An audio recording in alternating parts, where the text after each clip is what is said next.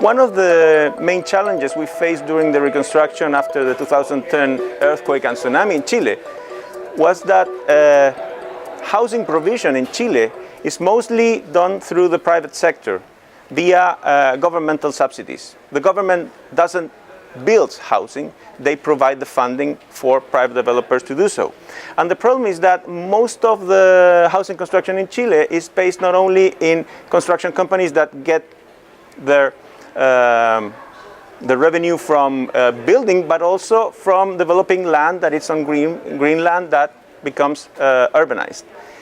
The challenge in Chile was that about 60,000 of the units that were required to be built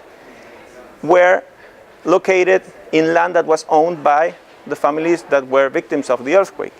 So it was not a good business for construction companies to move all their capacities to a territory that was spread all over 20,000 locations.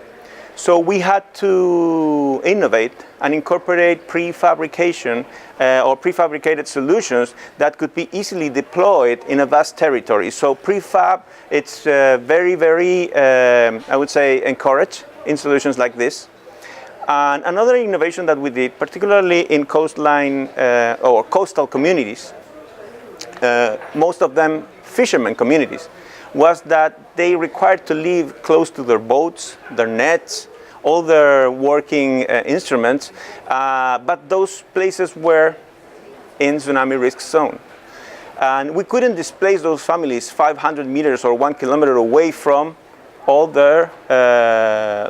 boats and their nets and all their working tools. So we started working together, not only housing design or structural designs that could really face and resist a tsunami, but also urban design solutions to reduce the risk and the speed of the wave and the height of the wave.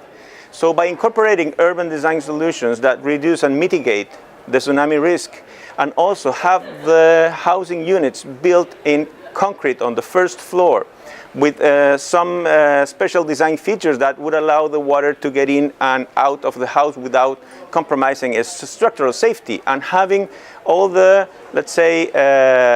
living rooms and in a safety area above the high tide or the high tsunami altitude, then we started managing to bring back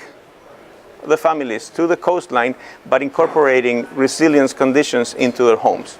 It's kind of like houses on top of pilotis made out of concrete that could resist the wave, and the houses would not be washed out as they were